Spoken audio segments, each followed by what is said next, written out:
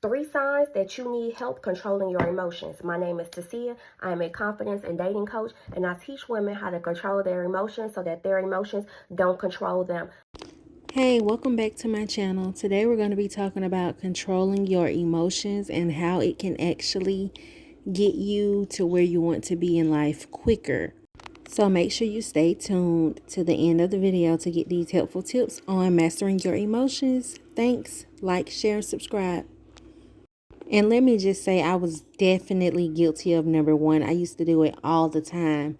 So please make sure you're not doing this.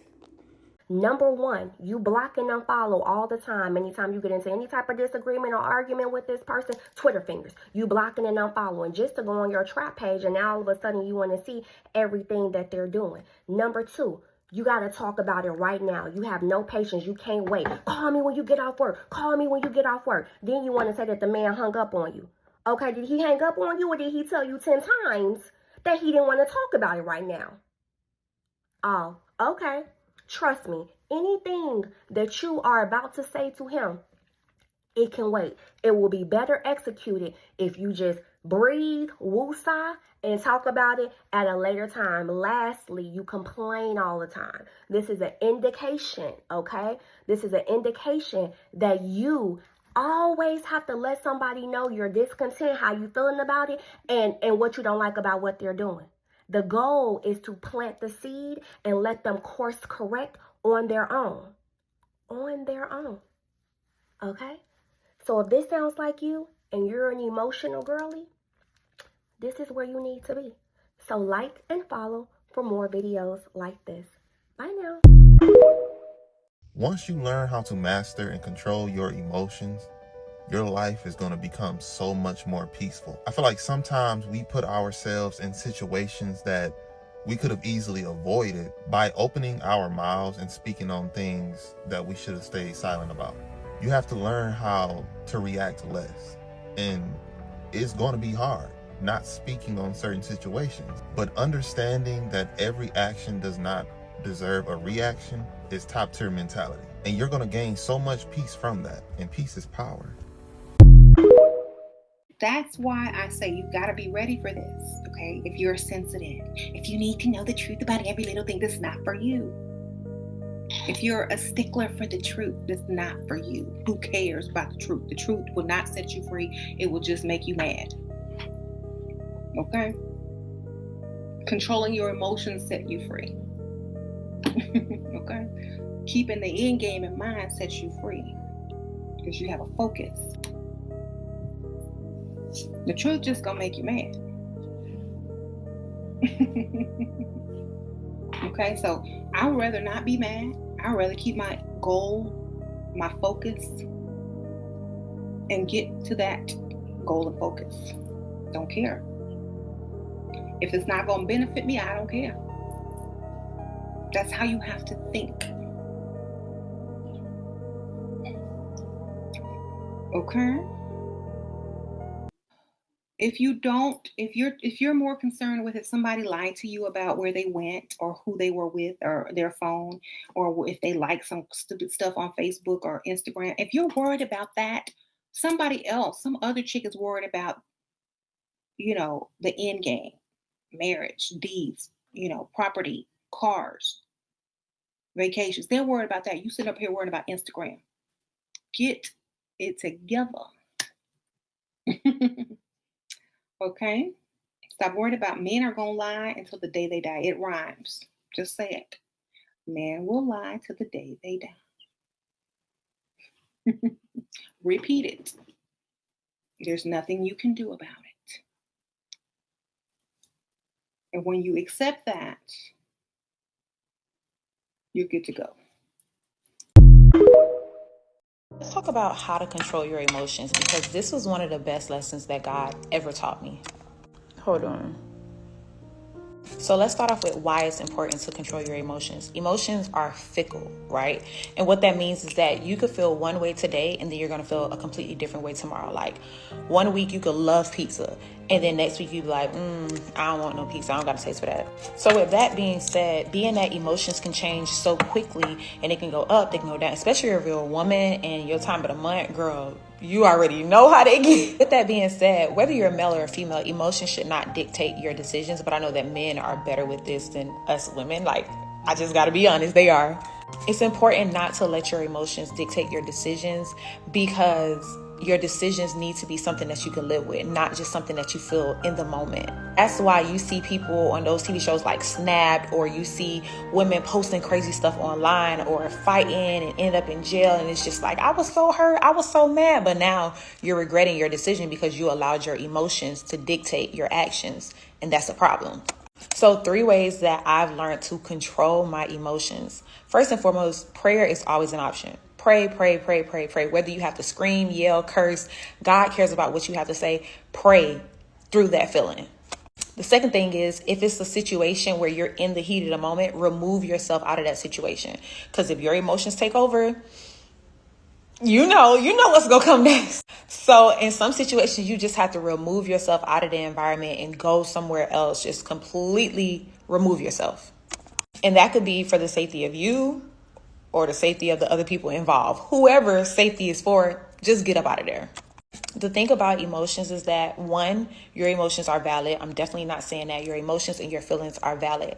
But what we have to learn how to do is find a positive way to direct that energy that comes with those emotions. So that's why prayer is a positive way. Removing yourself is a positive way. And the third way is calling someone, whether it's a friend or whether it's a significant other or whether it's a family member. Well, usually your significant other, the one that's pissing you off, if we're being honest. But call somebody that's willing to listen, because you still need to get it out. When anger and rage comes, that's a way of releasing that emotion. Find a positive way to do it. So call someone on the phone and just talk and get it out. You could pray, you can remove yourself, and you could talk to somebody. The 4th way is to go to the gym. This one is my personal favorite, honestly. If you make me mad, I'm going to do 100 squats. Like, I'm just letting you, because by the time I finish in the gym, you're going to be mad that you made me mad, okay? At the end of the day, you shouldn't want to be around someone that causes your emotions to like that anyways. But if you are, these are 4 things that you could do to try to control those emotions. I've been numbed. I can't be emotional anymore. Only for my kids and my cat, my husband. Can't be emotional anymore. And I'm not really emotional to my husband either. It's just, I just be acting. I have to act emotional. That's what it is. Because I'm not emotional. It's gone. I'm numb. Why? Because I used to be a mortician. I've seen too much death. Okay, I've had to go to hundreds of funerals and stop myself from laughing. I know that's not laughing at the death, but laughing at how people are reacting. So I have to control that. Then I have to control watching other people cry, seeing dead children, all that stuff. So I'm gone. No more emotion. I have to fake it or really be shooketh. Okay. But I've been like that. I was like that before I was even a mortician, though. I think I stopped being emotional when I was about 20, like when I was about 17. I'm gonna say 17. I stopped being emotional at 17. At 17, it was over.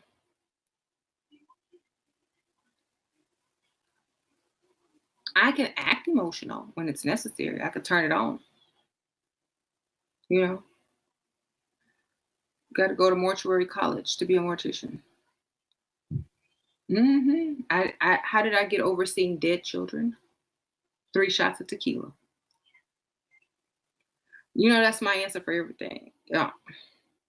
I would try to forget. I would go out after work and like go out and have fun and have a couple of drinks or go do something fun.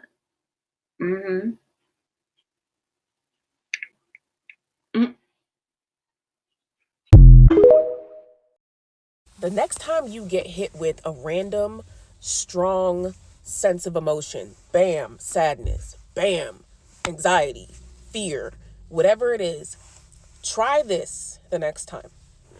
Instead of saying to yourself, I feel sad, I feel angry, I feel fill in the blank, try using this phrase. There is anxiety in my energy field. There is fear in my energy field. There is anger in my energy field. It's very important that you don't use the word I, and your inclination is going to be to say I, so you're going to have to rehearse this over time. And it's also very important that you say it out loud. Simply saying it in your head is not going to be enough to get this energy out of your body. Once you've said there is fill in the blank energy in my energy field out loud, one of two things is going to happen. It's either immediately going to dissipate and start to feel separate from you, or it's going to linger a bit longer because it is in fact you. So let's say it lingers. You then need to ask yourself, what did I see, think, hear, witness, listen to, no matter what it is that just triggered this emotional reaction?